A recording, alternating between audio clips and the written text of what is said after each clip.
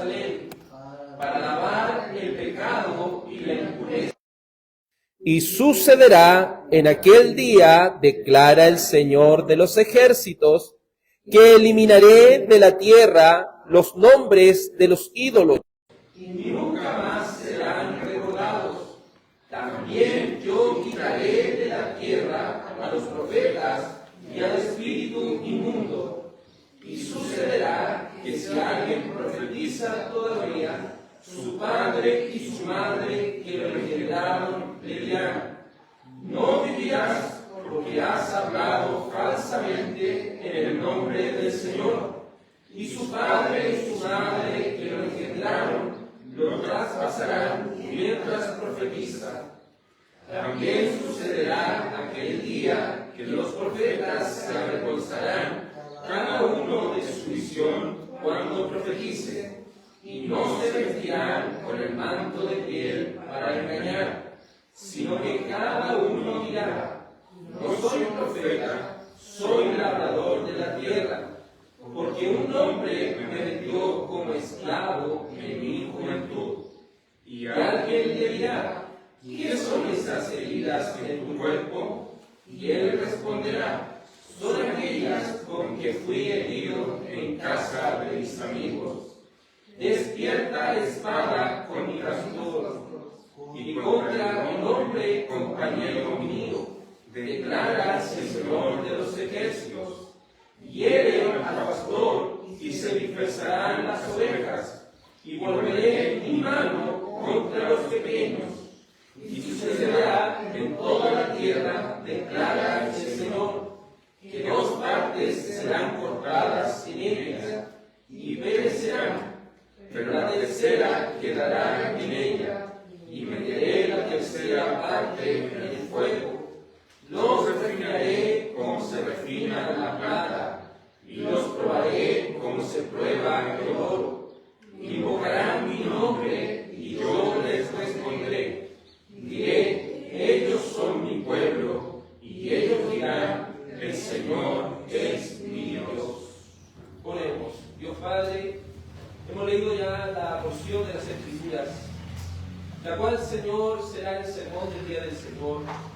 Hemos meditado, Señor, en los salmos, hemos cantado, hemos orado a tu presencia.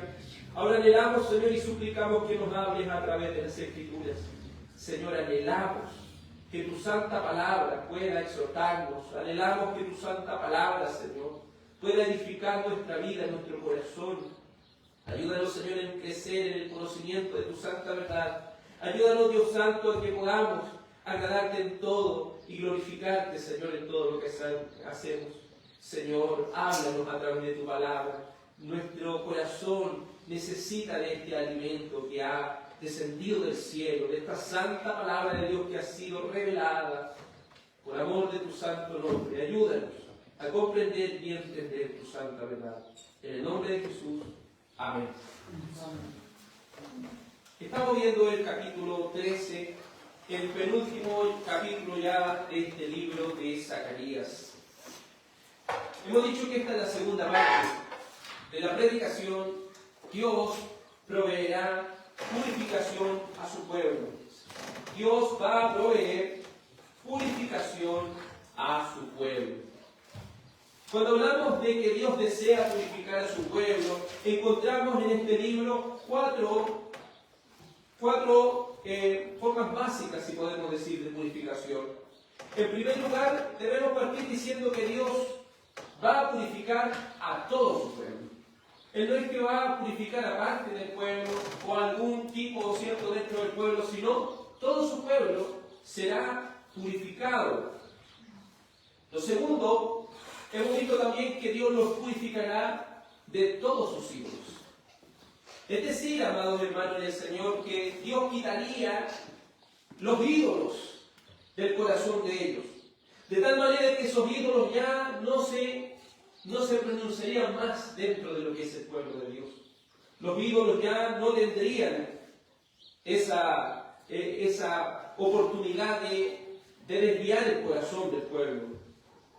En tercer lugar, Dios va a purificar a su pueblo de todos sus falsos profetas. Es decir, todos los falsos profetas que hayan dentro del pueblo, Dios los va a erradicar, porque ellos también lo que hacen es turbar al pueblo de Dios. Y en cuarto y último lugar, Dios va a purificar a su pueblo por medio de su pastor. Es decir, por medio de aquel que Él ha enviado para redimirlos, por gracia y solo por gracia. Hemos visto también que este libro se caracteriza por hablar en esta oportunidad, ¿cierto?, en aquel día. Se repite una y otra vez esta frase: en aquel día haré esto y aquello, en aquel día voy a hacer esto. Y precisamente Dios lo que quiere es purificar a su pueblo. Por eso, amados hermanos en el Señor, debemos entender que en el nuevo pacto está compuesto por solo creyentes. Recuerde que el antiguo pacto estaba compuesto por creyentes y no creyentes. Pero la particularidad que tiene el nuevo pacto es que Dios trataría con su pueblo y estarían dentro de ese pueblo solamente aquellos que hayan sido salvados por la gracia del Señor, solamente aquellos que han sido transformados en sus corazones por el Señor. Por eso, amados en el Señor, por la gracia de Dios, hemos comprendido lo que Jeremías capítulo 31, verso 31 al 34 ha dicho. Y que ha dicho, ¿cierto?, esa porción de la palabra del Señor, de que Dios haría un nuevo pacto con la casa de Israel y la casa de Judá. ¿Y en qué consistiría ese nuevo pacto? En que Dios transformaría, ¿qué cosa? El corazón de su pueblo. Dios cambiaría ese corazón, así como también Ezequiel 36, 26 podía también decir: Dios le va a dar a este pueblo, ¿qué cosa? Un nuevo corazón.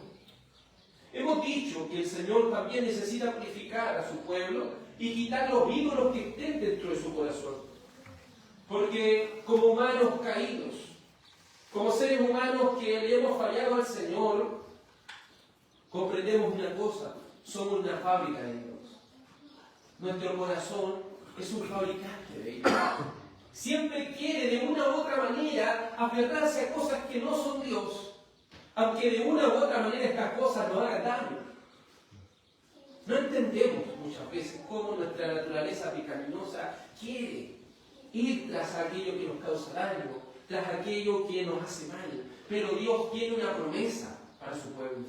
Va a borrar completamente el nombre de los ídolos y va a extirparlos por completo del corazón de aquellos que le honran y le sirvan.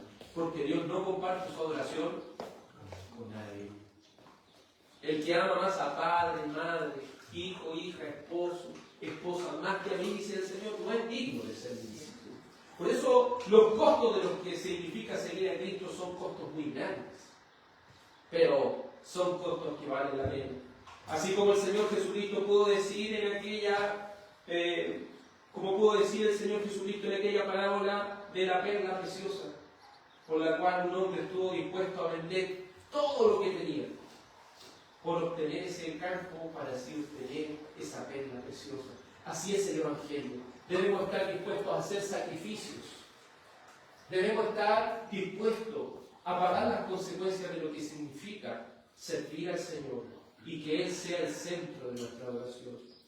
Cuando Él es el centro de nuestra adoración, todas las demás cosas, todo lo demás, amado hermano y amado hermano en el Señor, ¿cierto?, se va dando. Es decir, vamos a aprender a amar a nuestras esposas, vamos a aprender a amar a nuestro hijo, vamos a aprender a amar las cosas que Él también nos ha dado, pero no con un amor de idolatría, sino con un amor que Dios, por medio de su Sagrada Escritura, nos ordena. Vemos ahora, amado hermano, en tercer lugar, y en lo que nos queda, es cómo Dios va a purificar a su pueblo de todos los falsos profetas. Sabemos que dentro del pueblo había también falsos profetas.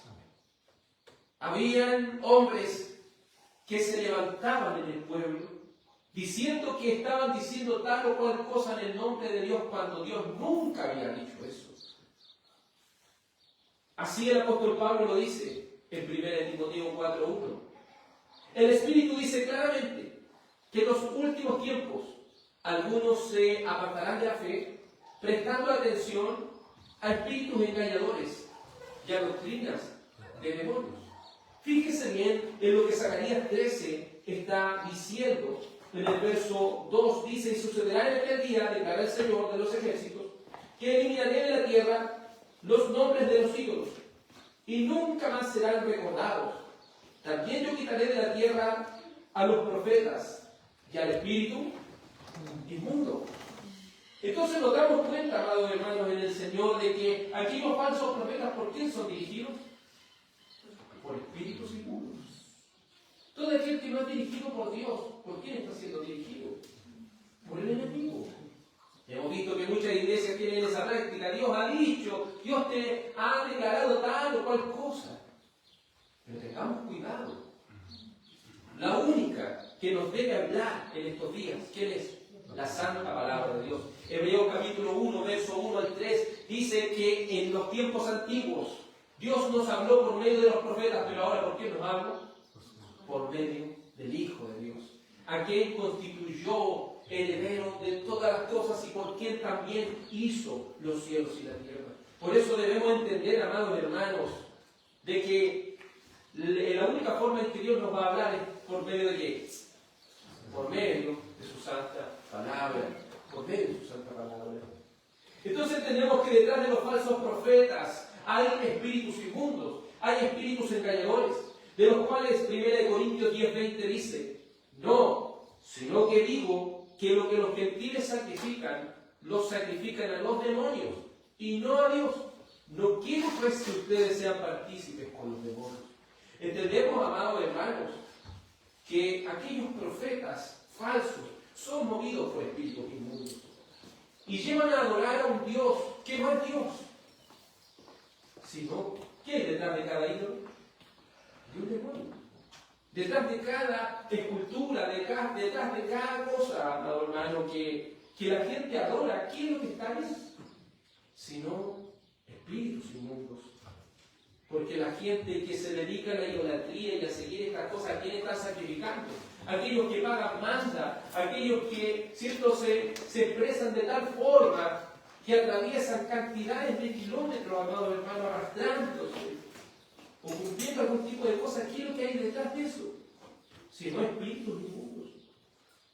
Por eso vemos que la palabra de Dios es alentadora, porque así como nosotros somos una fábrica para hacer íconos, así como nosotros muchas veces somos mandados a hacer, como se dice, para escuchar cosas falsas, así también el Señor quiere quitar a estos falsos profetas. ¿No se ha fijado, hermano, que cuando en internet o en estas redes sociales colocan un ejemplo, colocan una noticia del supuesto cristiano que dice que el Señor va a venir en tal fecha? ¿Cuántos no le creen? ¿Cuántos seguidores no tienen las personas que están profetizando, no, que va a venir tal o cual cosa sobre este mundo? Pero esos son falsos profetas. Por eso, hermano, tengamos cuidado con las cosas que escuchamos en internet, tengamos cuidado, no prestemos oído a todo el que diga ser cristiano. Porque a quien debemos oír es la palabra de Dios. No debemos olvidar el consejo o el principio bíblico que nos deja el libro de Hechos, que aquellos creyentes de Berea, es decir, de aquella ciudad, estaba predicando el mismo apóstol Pablo, pero ellos no se fiaban de eso, sino que ellos indagaban diligentemente en la Escritura para ver que si lo que se le estaba diciendo estaba ahí. Por eso usted debe ser diligente y escudriñar y ver que todo lo que se está diciendo por medio de la palabra de Dios sea de esa forma. Pero ¿cómo Dios quitará a estos falsos profetas?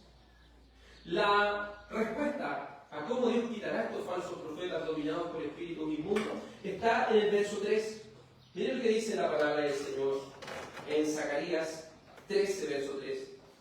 Y sucederá que si alguien profetiza todavía, su padre y su madre que lo engendraron le dirán: no vivirás, porque has hablado falsamente en el nombre del Señor. Y su padre y su madre que lo engendraron lo traspasarán mientras profetiza. ¿Qué va a pasar? ¿Cómo Dios va a quitar la falsedad cuando se esté manifestando de alguna forma? ¿Dios qué es lo que le va a dar a su pueblo? Obviamente les va a dar un nuevo corazón, como lo hemos dicho en el nuevo pacto. ¿Qué les va a dar el Señor? Un nuevo corazón. Pero ese nuevo corazón también lo que da es un discernimiento. Es importante que cada cristiano tenga discernimiento, es decir, tenga la capacidad de distinguir entre lo que es santo y entre lo que es profano. Que tenga la capacidad de distinguir entre una predicación bíblica y una predicación humanista o una predicación alejada de la Sagrada Escritura. ¿Dios qué le daría a su pueblo? Discernimiento. Pero no solo discernimiento, sino que también le daría lo que es esta capacidad de alejarse y apartarse de todos aquellos que estén tras la falsedad. Le daría esa determinación para poder tomar esta decisión. ¿Por qué? Porque el ejemplo que coloca aquí la palabra del Señor de cómo va a quitar el pecado de los falsos profetas del corazón del pueblo, imagínense un padre y una madre que tienen un hijo. Es decir, un hijo para los padres es como lo más precioso que el Señor le ha dado como regalo en el matrimonio, ¿cierto? Pero Dios dice en este ejemplo que si este hijo se transforma en un falso profeta, ¿qué van a hacer sus padres? Lo van a traspasar, lo van a matar. Le van a decir, hijo, tú no estás predicando conforme a la palabra del Señor.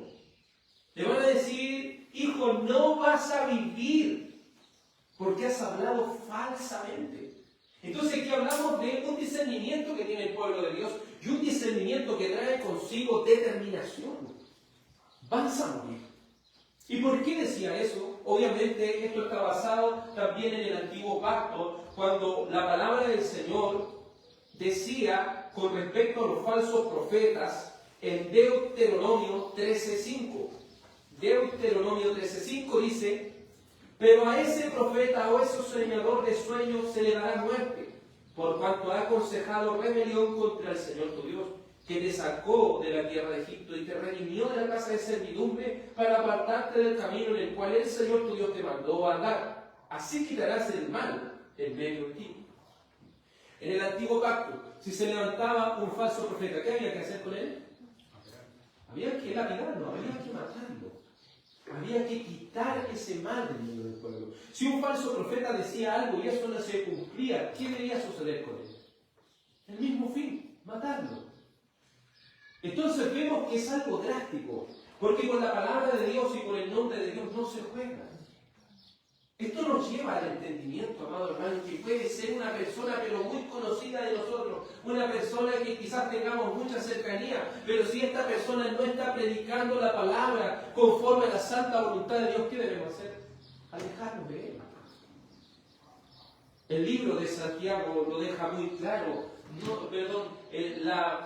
una de las cartas de Juan, la segunda de Juan, lo deja muy claro: no le digas bienvenido al que no trae la doctrina.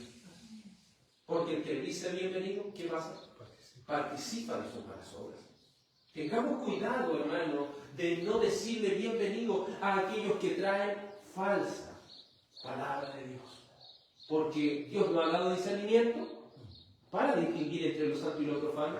Y también nos ha dado determinación para cortar ese tipo de conductas que no son agradables delante del Señor. Así de fuerte y frontal es el juicio de Dios para los falsos profetas. Que si un padre y una madre ven que su hijo es un falso profeta, en el antiguo pacto debieron tratar. En el antiguo pacto esto debía salir del medio de ellos. Pero Dios, al darle un corazón, este pueblo tendría un discernimiento. Obviamente, el apóstol Pablo tenía una petición con respecto al pueblo de Dios. Y pedía que sus sentidos pudieran ser ejercitados en el discernimiento del bien y del mal, para que no cayeran en la tentación que cayó Eva. ¿Se fija la importancia de ejercitar nuestra mente, ejercitar nuestro discernimiento, para poder ver qué es santo y qué es profano? Para eso es necesario estar en una constante comunión con Dios. Estar en oración es bastante importante en nuestra adoración cotidiana. Estar constantemente bajo la lectura de la palabra de Dios es bastante importante. Conversando con mi hermano Manuel Cuevas, él podía decir, y me gustó mucho cómo él podía responder a aquellos que se oponen a la santa doctrina del Señor. Lean la Biblia. Si ustedes son capaces de leer toda la Biblia con un corazón humilde al Señor, ustedes van a comprender que están en error.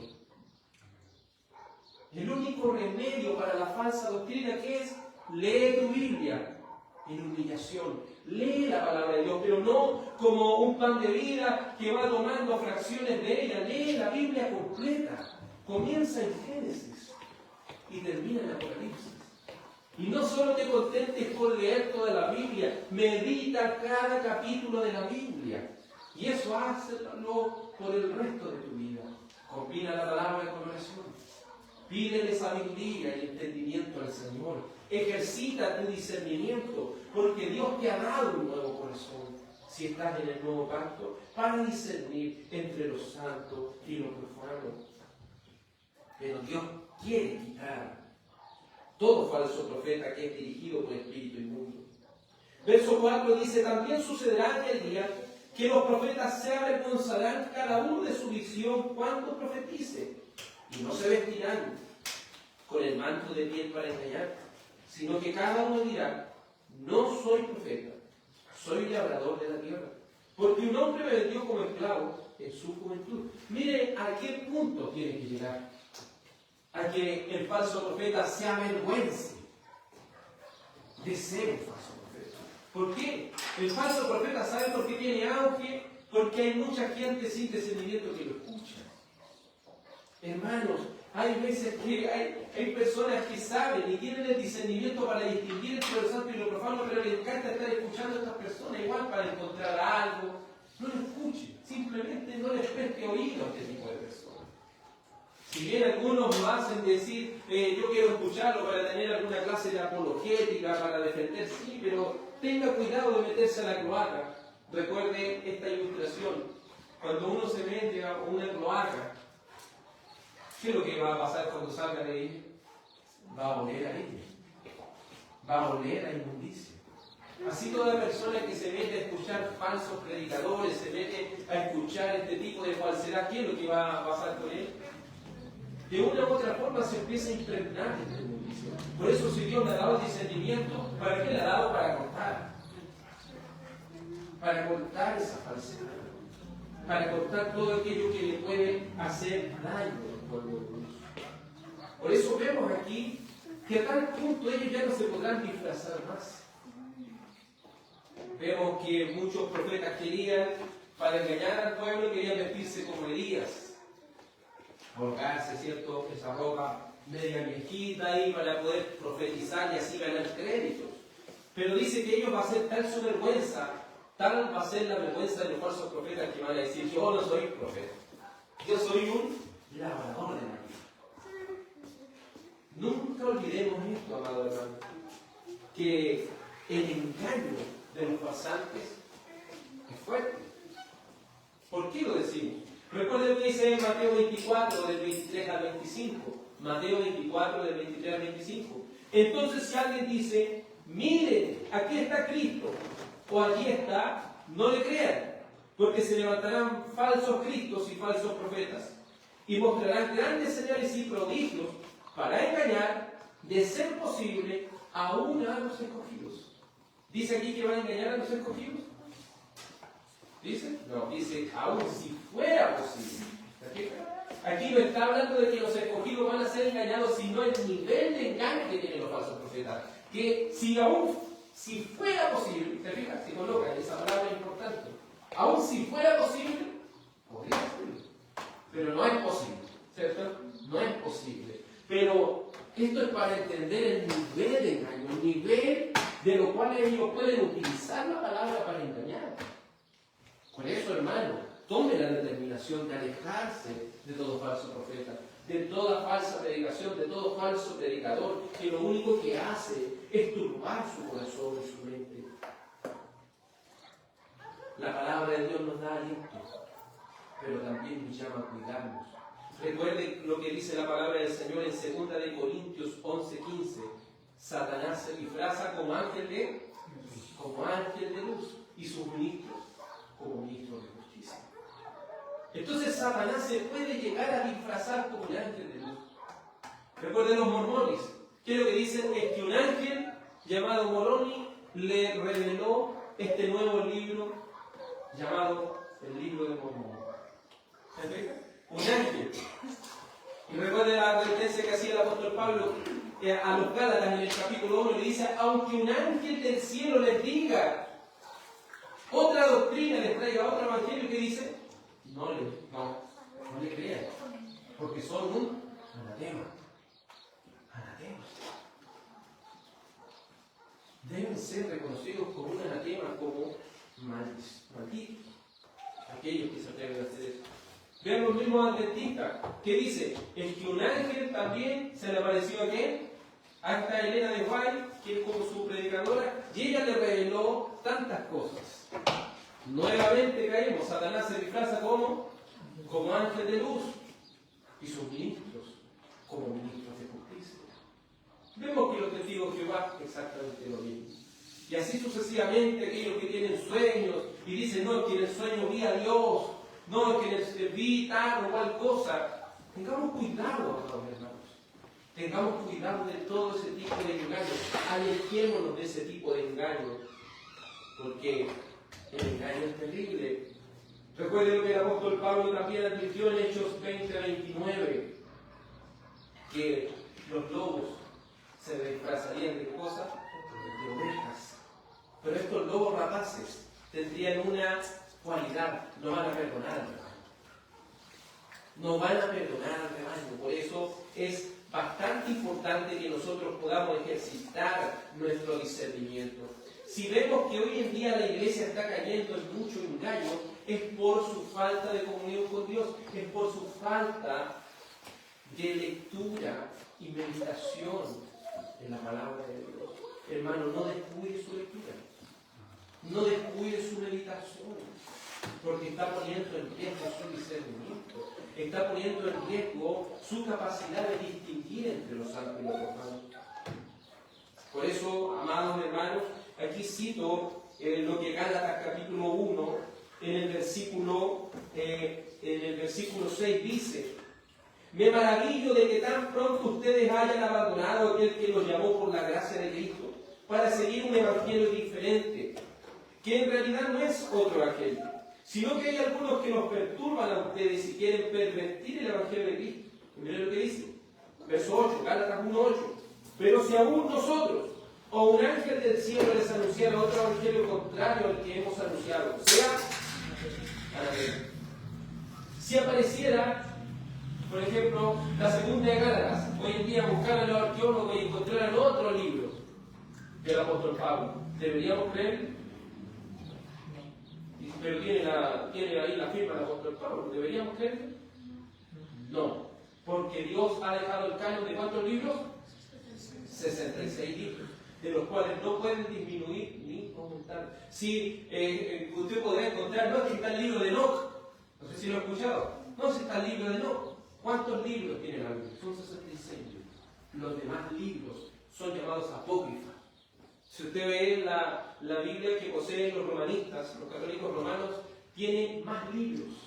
Si no me equivoco, 72 libros versus 66 que tiene la Biblia. Porque ellos, ¿qué es lo que añadieron? Los deuterocanónicos. Es decir, esos libros que ellos dijeron, no, pero son para ayudarnos, pero después lo terminan mezclando con lo que es la santa palabra de Dios.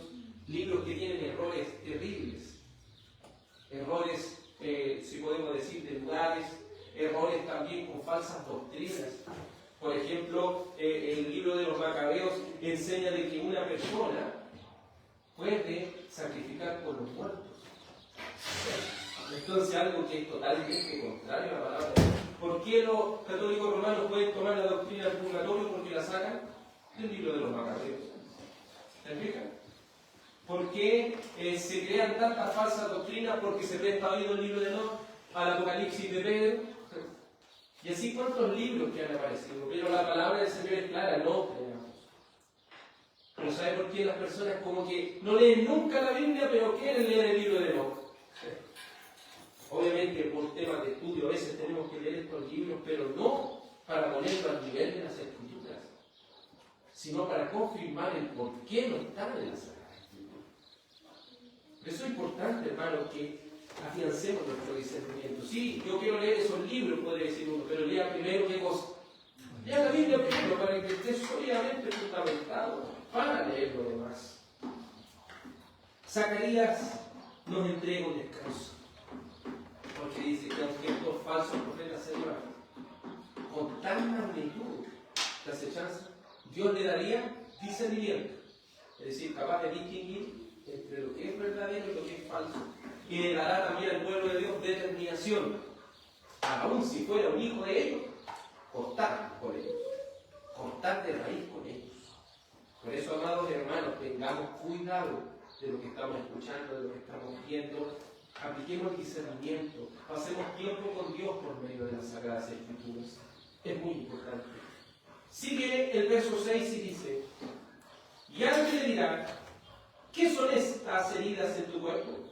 Y él responderá, son aquellas con que fui herido en casa de mis amigos. Me llama la atención, hermano, que hay personas que toman este texto para hablar de quién. Buen samaritano. No para hablar de quién. Porque dice, fui herido en casa de mis amigos. ¿Cierto? Lo ven, este texto lo predican como esa forma, pero entiende que esto, ¿a qué contexto pertenece? ¿A qué contexto pertenece? Al contexto de los falsos profetas. Todavía estamos hablando de los falsos profetas. Entonces, como una persona, y aquí también esto de un paréntesis, tenga cuidado cuando lea la Biblia. Porque si uno no lee un contexto completo, y cuando hablamos de contexto completo, estamos hablando de contextos cercanos. ¿Cuál es el contexto cercano? Todo el libro. ¿Cuál es el contexto lejano? El contexto canónico. Estamos hablando que puede estar en Génesis, puede estar en Primera de Reyes, Primera de Crónica. Entonces es importante que para poder llegar a una conclusión muchas veces profunda, necesitamos considerar toda la Biblia. Aquí dice, fui herido en casa de mi amigo, y alguien podría tomar, y el Señor fue herido. Pero entienda que todavía se está refiriendo a este hombre falso profeta que decía, no, yo soy labrador. Yo soy labrador de la tierra, yo no soy profeta. Y quiero que, y ahí le preguntan algo, ¿y qué se pasó? ¿Y qué son esas heridas que llevan? No, que esta herida me la dice ¿dónde? Me la hicieron en casa de mi amigo. Recuerden que en la antigüedad los falsos profetas se caracterizaban por sajarse. ¿Se acuerdan de los tiempos de Elías? Que para adorar, ¿qué es lo que hacían ellos? Se sajaban y se cortaban ahí para derramar sangre, para que ese ídolo lo escuchara.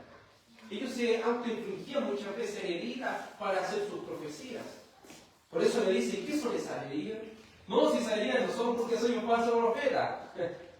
Esa herida no, que unos amigos en la casa de mi amigo me pasó este percance. Es decir, ellos de una u otra manera, cuando son descubiertos, ellos quieren decir de todas formas posibles, yo no soy un profeta. Yo no soy. Pero hoy en día vemos una iglesia prestándole atención a Antequiebre, prestándole atención a ese Daniel Hoff, si no me equivoco, que se llama, que es un hombre ahí que tira arriba a la gente con palabras. Entonces tengamos cuidado, hermano, de qué se está escuchando. Porque no necesitamos una palabra que endulce nuestro oído, necesitamos una palabra que nos confronte y nos lleve al único lugar seguro que podemos hallar, el cual es Cristo. Necesitamos una palabra que nos lleve a Cristo. Por eso, este mensaje termina de la siguiente forma. Y ahora sí podemos asociarlo con ¿quién? Con Cristo. Mire, veamos lo que dice el verso 7. Despierta espada, ¿contra quién? Contra mi pastor. ¿Quién está hablando aquí? El Señor, ¿cierto? Por boca de Zacarías. Entonces está diciendo que ahora ¿de quién vamos a hablar? Del pastor del Señor. Del pastor de Dios.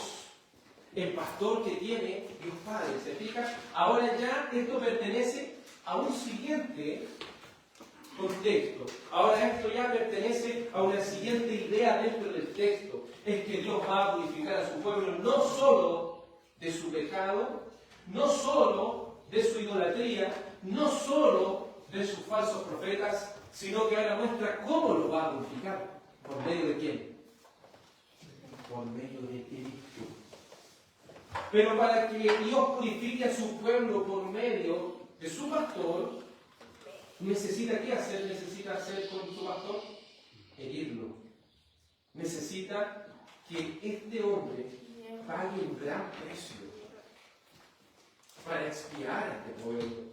Dice: despierta, espada contra mi pastor y contra el hombre compañero mío, declara el Señor de los ejércitos. Es decir, el Dios invencible declara que la espada debe venir sobre el compañero del Señor, sobre su pastor.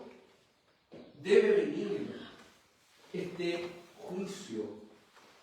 Nótese cómo cambió de hablar de los falsos profetas a ahora hablar de su pastor, el cual sería, en primer lugar, habla que este pastor sería un humano. ¿Por qué? Dice: despierta espada contra mi pastor y contra él hombre. Es decir, el pastor que Dios enviaría para salvar a su pueblo debía ser un hombre. ¿Y Cristo qué es lo que es? ¿Verdadero Dios? Y verdadero hombre. Entonces vamos viendo ya y vamos dilucidando de acuerdo a la luz que poseemos ahora en el nuevo pacto. Por eso, ¿se acuerdan lo que vimos el domingo pasado? Que aún el más pequeño dentro del pueblo de Dios tendría un gran conocimiento. Algo que ni los profetas del antiguo pacto, si ellos lo leían, no iban a decir es Jesucristo, porque todavía Jesucristo no había venido. Ellos entendían que estaba hablando del Mesías. Pero ahora nosotros podemos decir con toda propiedad: es nuestro Señor Jesucristo. Es nuestro Señor Jesucristo. Y esto se cumplió, ¿no? Sí se cumplió, porque el Nuevo Testamento arroja luz de quién es el cumplimiento de este texto. Y esa evidencia la encontramos en Mateo 26, 31 al 32. Mateo 26, 31 al 32 y Marcos 14, 27, que dice: entonces Jesús les dijo: esta noche todos ustedes se apartarán por causa de mí, pues escrito está: heriré al pastor y las ovejas del rebaño se dispersarán. ¿Se acuerdan lo que dijo Zacarías? Despierta, despierta contra mi pastor y contra el hombre compañero mío, declara el Señor de los ejércitos. Viene el pastor y se dispersarán las ovejas. Entonces, ¿de quién está hablando aquí Zacarías? Jesucristo. Del Señor Jesucristo. ¿Y quién debía venir sobre el Señor Jesucristo? Juicio, espada. Y el Señor Jesucristo es el Hijo de Dios, pero es completamente Dios y debería ser también hombre, completamente hombre. Entonces vamos viendo cómo la palabra del Señor de manera tan clara hace que las Escrituras se cumplan. Mateo 26, 56 lo confirma aún más cuando dice: pero todo esto ha sucedido para que se cumplan las Escrituras de los profetas. Entonces todos los discípulos lo abandonaron y huyeron. El juicio, ¿quién lo debía recibir? Cristo, solo. Porque Él tomó el lugar de ¿quién? De nosotros. Por eso cuando vienen a buscar a Cristo, no dice: yo voy a morir con mis 12 apóstoles. No dice eso. Dice: es necesario que se cumpla la Escritura. Huyan, déjenme solo, porque yo voy a pagar por ustedes. Aquí ya comenzamos a ver la historia de amor más grande que existe y existirá alguna vez en el universo. Dios, el Hijo de Dios, hecho hombre, diciéndole: huyan, porque la espada viene sobre mí. Huyan, porque esa espada debería venir sobre ustedes a causa de su pecado. Pero huyan, porque yo la voy a pagar por ustedes. Es precioso lo que Zacarías está diciendo aquí. Aquí lo podemos unir con la primera parte del capítulo 13. Dice: en aquel día habrá una fuente abierta para lavar a la casa de David y a la casa de Jerusalén. ¿Se fijan? Va a haber una fuente abierta de limpieza sobre el pueblo de Dios. ¿Por qué? Porque Dios limpiaría, Dios purificaría a su pueblo por medio del Santo Hijo de Dios. ¿No trae alegría esto a tu corazón?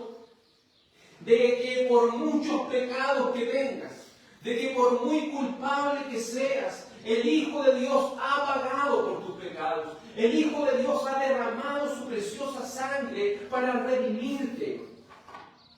Por eso de manera muy clara vemos que aquel pastor del cual habla Zacarías es el príncipe de los pastores. Es aquel del cual se habla el Salmo 23. El Señor es nuestro pastor y nada nos faltará. Vemos que aquel pastor es compañero del Señor. Es decir, es compañero de Dios Padre. Y cuando hablamos que es compañero de Dios Padre, según Zacarías, estamos hablando de que el Cristo, como verdadero hombre, posee una autoridad, la cual ha recibido ¿de quién? De parte de su Padre. Porque recuerde, Jesucristo como verdadero Dios, Él ya posee autoridad, Él posee reino, posee dominio, pero en su humanidad no la poseía. Pero el Padre se le ha dado con aquella victoria obtenida en la cruz del Calvario. El otro día el Papa tenía un video donde decía que Cristo había fracasado en la cruz, que el Calvario fue un fracaso. Miren lo que está diciendo, sabiendo que es la mayor victoria de la cual se haya tenido registro en la humanidad, es la mayor victoria que nunca más existirá, porque es la más grande victoria, porque Cristo ha vencido a los principados y a las potestades, triunfando sobre ellos en la cruz. La cruz del Calvario nos demuestra que Cristo venció aquella cruz, venció aquella muerte con gran poder y gran gloria. Por eso los cristianos no solemos usar el símbolo de la cruz con Cristo ahí. ¿Por qué? Porque Él no está ahí. Él vive.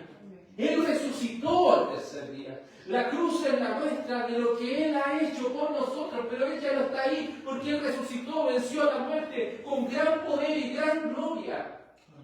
Es preciosa salvación la cual encontramos en el Señor. Aquel pastor que es nuestro Señor Jesucristo sería manifestado en carne, como dice primera de Timoteo capítulo 3 verso 6, indiscutiblemente grande es el misterio de la piedad. ¿Y cuál es ese misterio? Dios fue manifestado en carne. Es decir, el Hijo de Dios se hizo hombre. ¿Cuál es la manifestación? La humanidad. Se hizo hombre.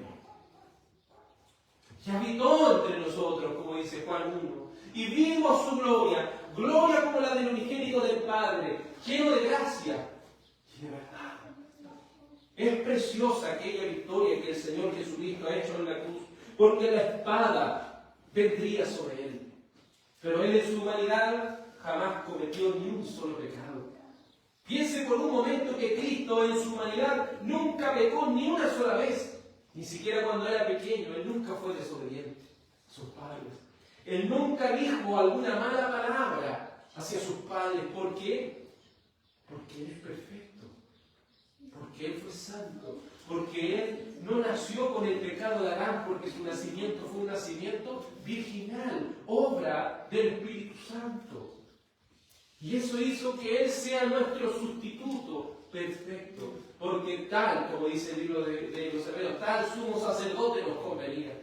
Santo, sin pecado, apartado de los pecadores.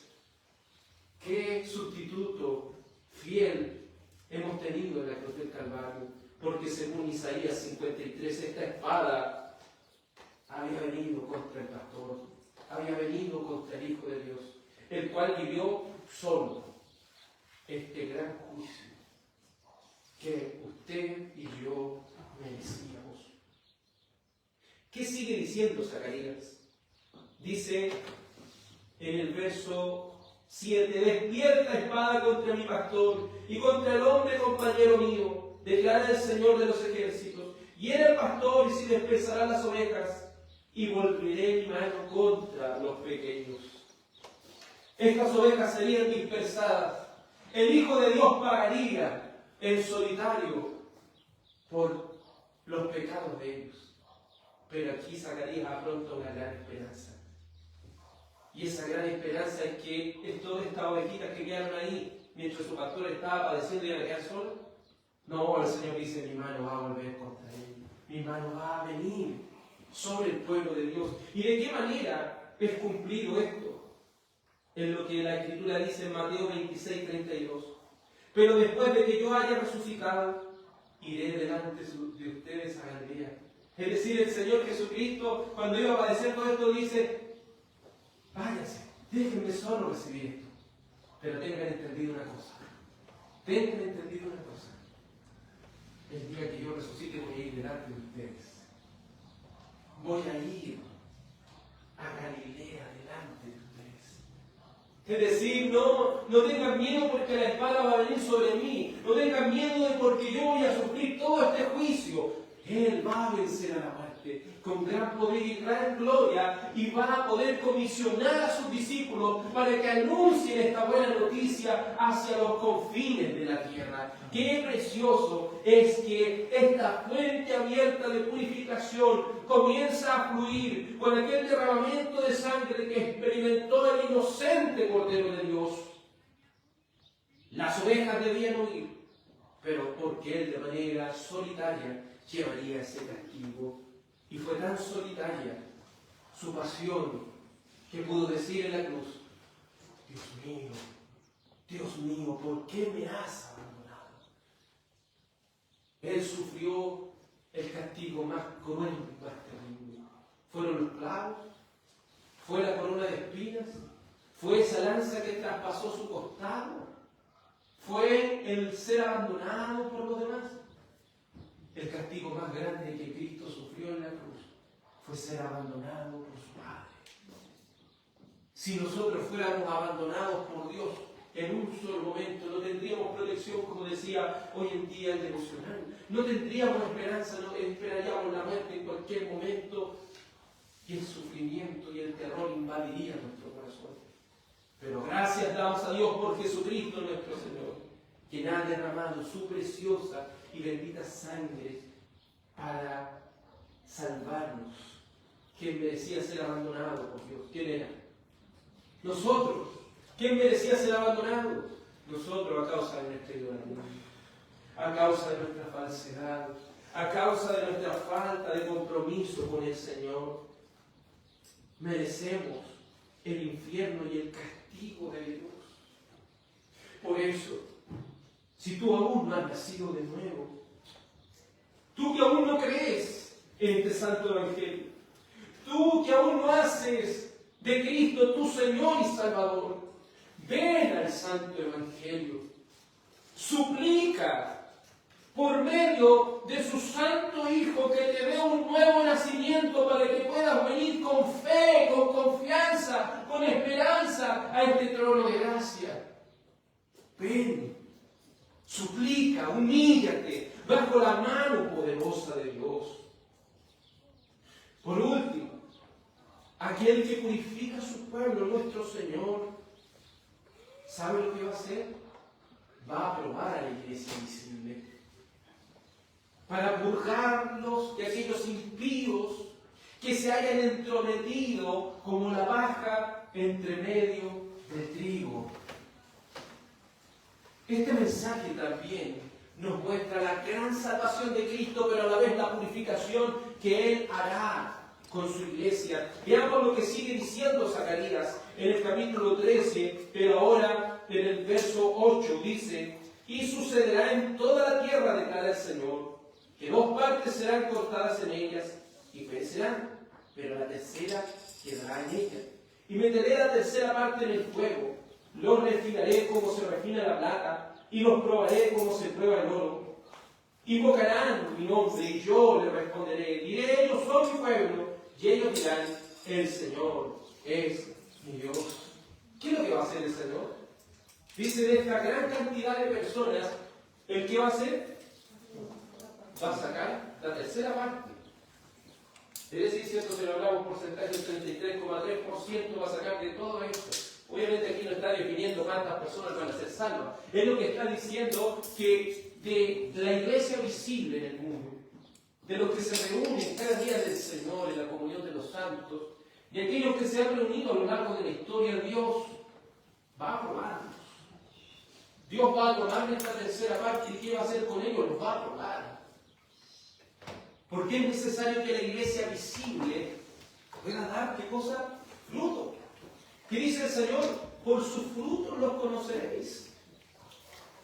Si alguien está vivo, lo primero que va a dar es fruto. Va a mostrar esa necesidad ardiente que tiene por Cristo y por su salvación. Va a mostrar la evidencia de ser un verdadero creyente con un nuevo corazón que desea y anhela estar en comunión junto a sus hermanos, que anhela pasar tiempo con Dios por medio de su palabra, que anhela pasar tiempo con Dios por medio de la oración.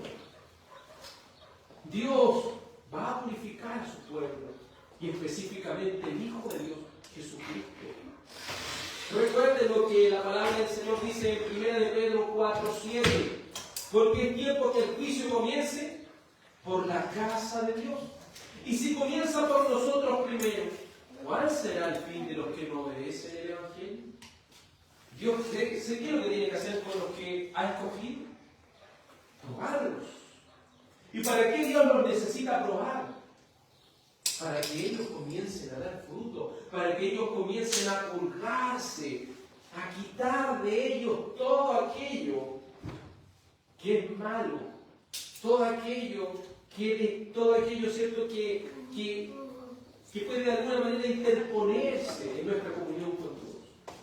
Si hay algo que todo cristiano debe experimentar es la disciplina del Señor. Dios disciplina a sus hijos como se refina la plata. Es decir, este proceso en el cual el metal, al exponerse a altas temperaturas, puede separarse el metal puro hacia un lado y hacia el otro lado sus impurezas. Pero primero, para que eso suceda, ¿qué tiene que pasar? Tiene que pasar por el fuego, tiene que pasar por la prueba. Por eso Santiago 1, del 2 al 4 dice: tengan por sumo gozo, es decir, tengan por el gozo más elevado. ¿Qué cosa? Cuando se hallen en diversas pruebas. Es decir, alégrense cuando la prueba viene. ¿Por qué? Porque la prueba, sabiendo que la prueba de su fe produce paciencia. Entonces cuando la prueba viene, cuando están viniendo todas estas adversidades en nuestra vida y nosotros estamos orando, Señor, quítame la adversidad, ¿es una oración buena esa? No. Como David, a veces quisiéramos orar que el Señor nos dé alas para volar de esa dificultad que estamos viviendo, pero Dios no quiere hacer eso. Dios quiere que estemos en ese lugar, que estemos cuando nuestra fe, cuando nuestra paciencia, cuando nuestra desesperación ya nos está agobiando. Dios quiere que pasemos por eso, para que nuestra fe sea probada. ¿Y qué es lo que sea produciendo? Paciencia. Para que aprendamos a confiar plenamente en Dios. Dice, la prueba de su fe produce paciencia y que la paciencia tenga su perfecto resultado para que sean perfectos y completos sin que nada le falte. Entonces, ¿la prueba es necesaria? Es necesaria. Dios nos va a probar. Porque Él necesita saber algo. Él ya lo sabe. Pero es para que nosotros mismos nos demos cuenta. ¿Qué es lo que nos falta? Necesitamos ser probados. Sabemos que aquellos que no son parte de la iglesia invisible, es decir, aquellos que no han nacido de nuevo, ¿qué pasará con ellos en la prueba? Terminarán desmayando. Y terminarán desmayando de tal manera que deserten del camino de Dios. ¿Qué es lo que prueba a una persona que deserta de la iglesia? De una persona que se aleja de las cosas de Dios. De una persona que ya no regresa nunca más. ¿Qué es lo que quiere decir? Es que no han sido de nuevo. Miren lo que dice Lucas 8:13. Aquellos de los cuales la semilla cayó sobre la roca son los que cuando oyen reciben la palabra con gozo, pero no tienen raíz profunda, creen por un tiempo y en el momento de la tentación o de la prueba, ¿qué pasa con ellos? Sucumben. El Señor dijo que el Evangelio es como la buena semilla. Pero si esa buena semilla no cae en buena tierra, es decir, no cae en un nacido de nuevo, es como una semilla que cae en una piedra, entre las piedras. Con gozo va a recibir esta palabra y va a crecer por un momento. Pero al final, como no tiene raíz profunda, se va a secar. Estos son cuando el Evangelio cae y por un tiempo creen, pero después se dejan. ¿Qué quiere decir? No han nacido de nuevo. Pero una de las mayores pruebas que hemos nacido de nuevo es que el Señor, a pesar de las pruebas que tengamos, a pesar de la adversidad, a pesar de todas estas cosas que han venido sobre nuestra vida, aunque sea arrastrando, hemos llegado a la comunión de los santos. Aunque sea en una espiritualidad paupérrima, muchas veces hemos llegado a la presencia del Señor y Él nuevamente nos ha dado fuerzas para seguir adelante. Gracias le damos a Dios por las pruebas, porque es en la prueba donde podemos ver más cerca a nuestro Dios. O es en la prueba donde también podemos darnos cuenta si hemos o no nacido de nuevo. Hebreos 12:8 dice: pero si es tan sin disciplina, de la cual todos han sido hechos participantes, entonces son hijos ilegítimos y no hijos verdaderos. Es decir, todo cristiano tiene que pasar por la prueba, sí o sí. Todo cristiano tiene que pasar por la prueba. Y si no pasa por la prueba, eso probaría que esta persona no es un hijo de Dios.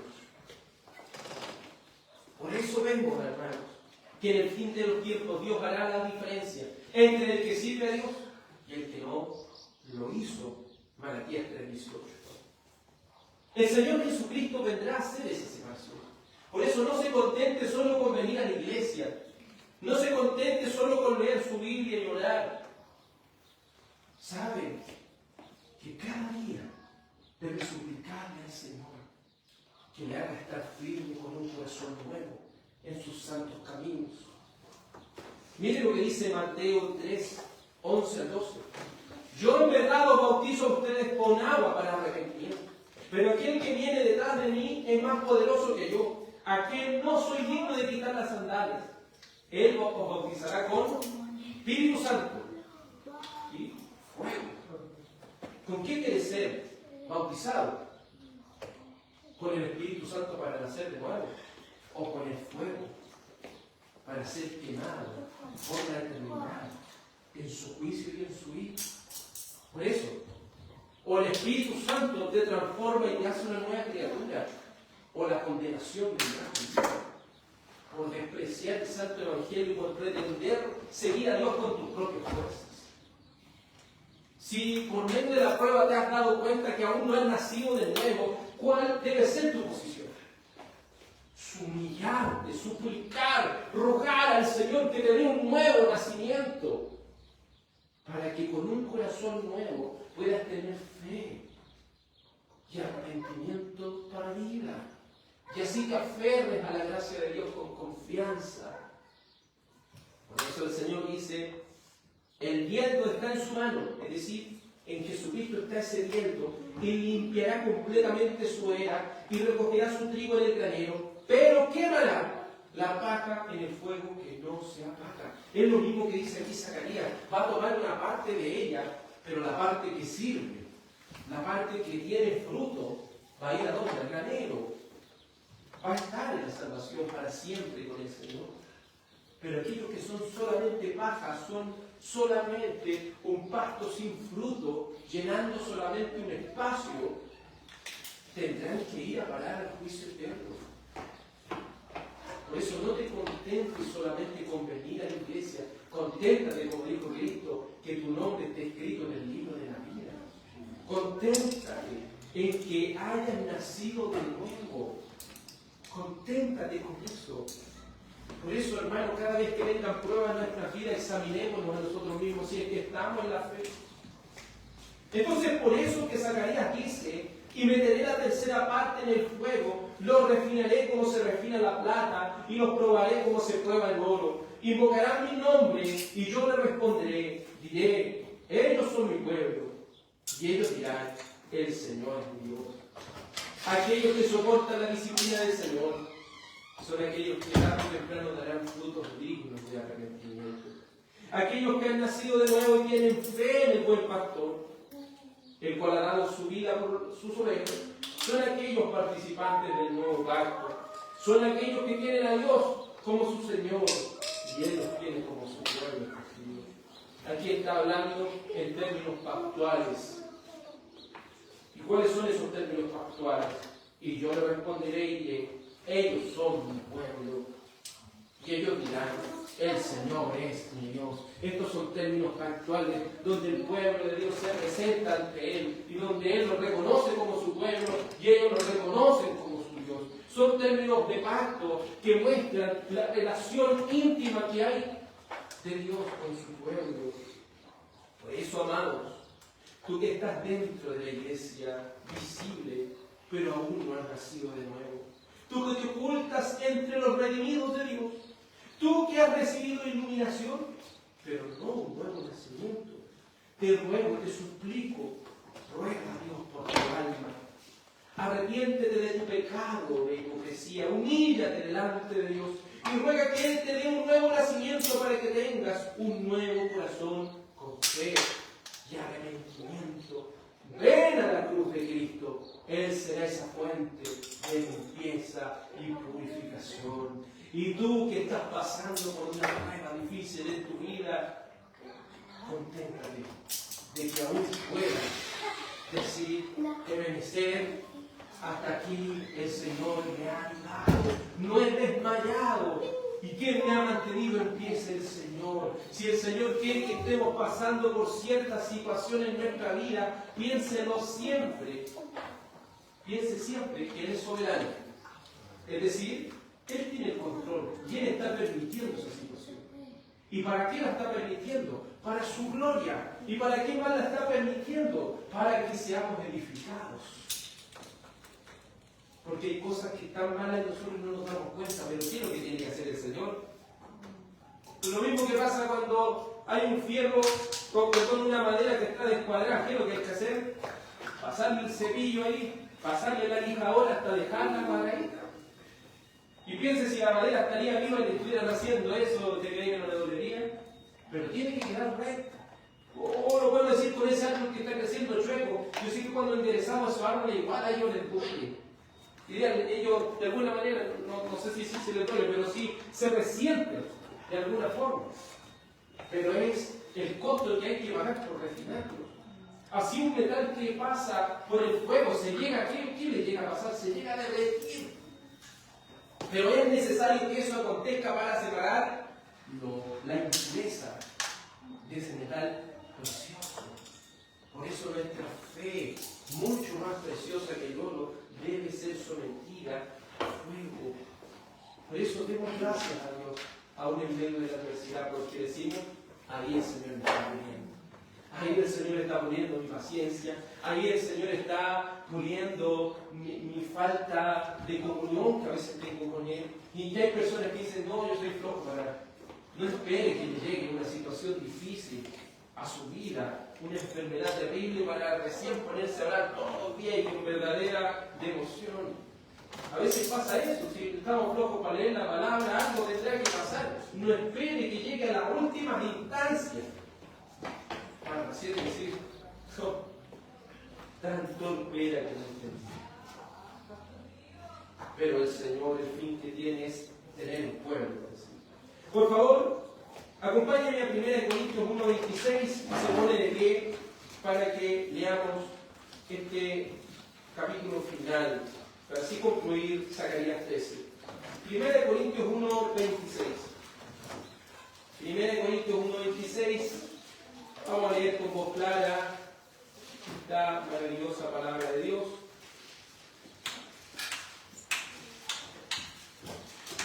1 Corintios 1, 26 al 31.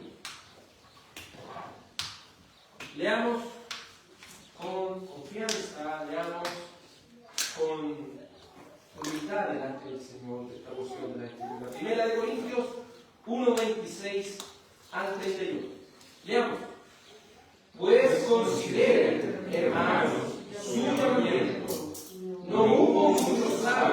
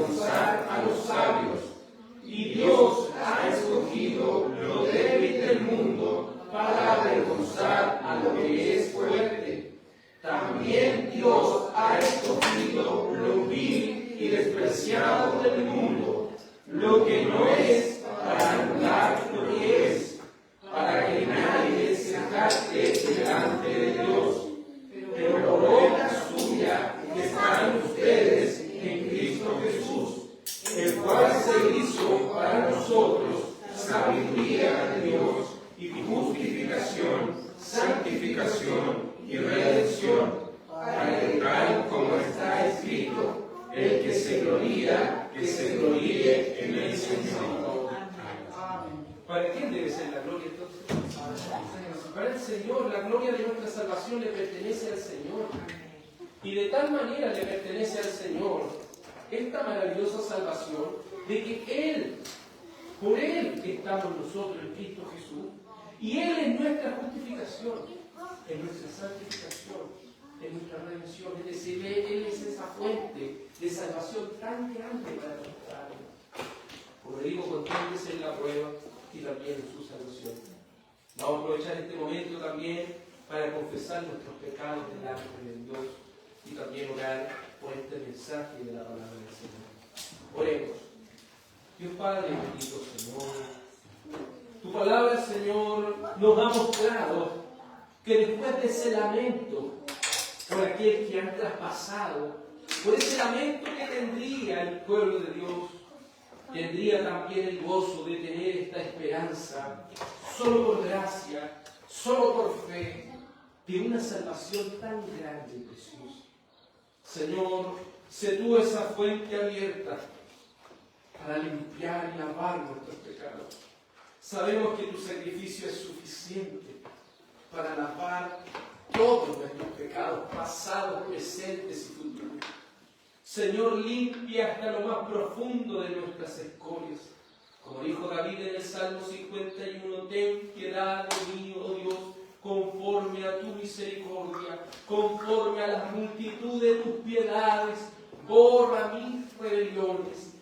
Lávame más y más de mi maldad y límpiame de mi pecado. Padre, hemos pecado en contra de ti.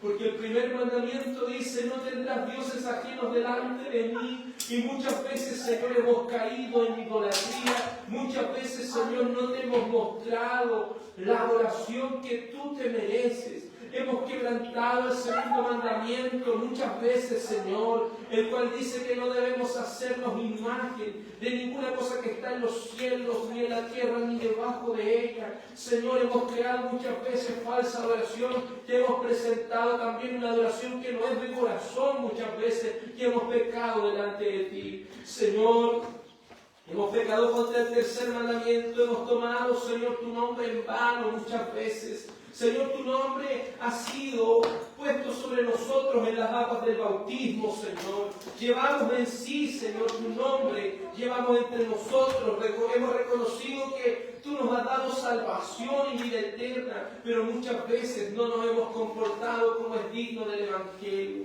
Muchas veces decimos ser cristianos, Señor, pero por nuestra causa tu nombre es blasfemado, tu nombre es insultado. El cuarto mandamiento dice que guardaremos el día de reposo para santificarlo, Señor. ¿Cuántas veces en nuestra mente no lo estamos guardando? ¿Cuántas veces no lo estamos guardando con toda nuestra fuerza, con todo nuestro corazón?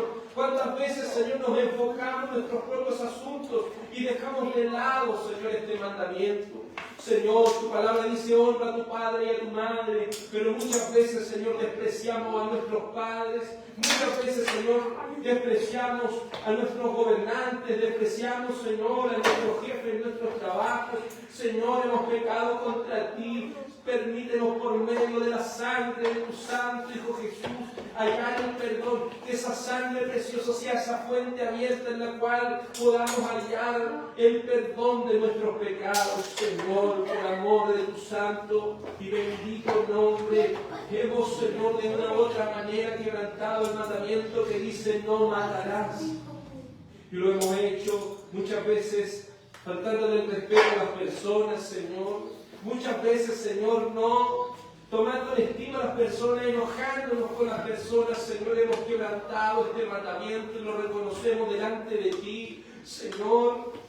Hemos quebrantado el mandamiento que dice no hurtarás. Muchas veces, Señor, te hemos robado ese tiempo que te pertenece a ti, Señor. Hemos hurtado ese tiempo a ti, Dios amado. Y lo hemos ocupado, Señor, en cosas que no nos edifican, en cosas, Señor amado, que nos alejan de ti.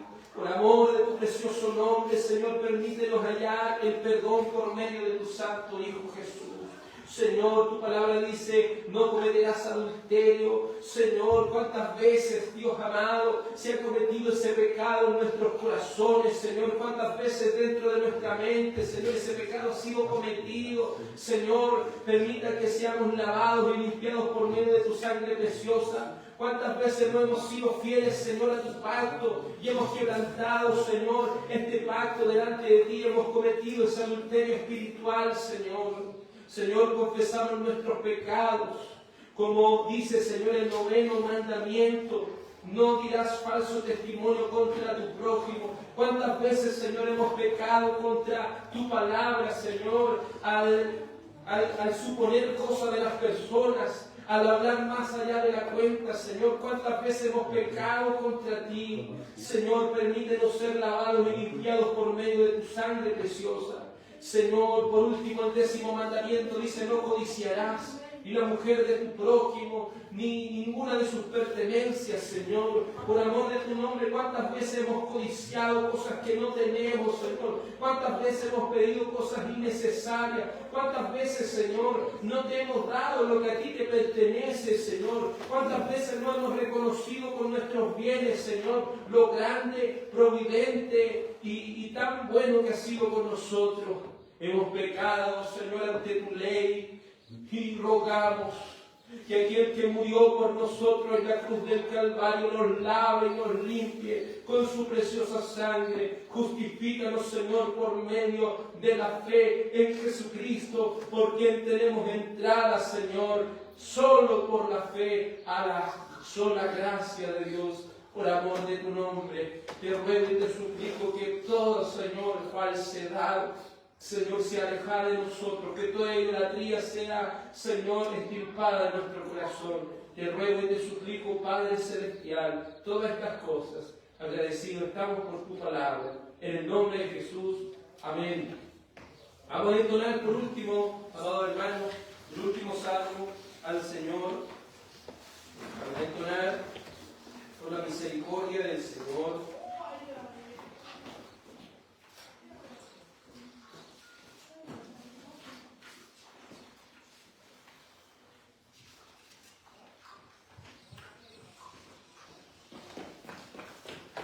Vamos a cantar al Señor el Salmo.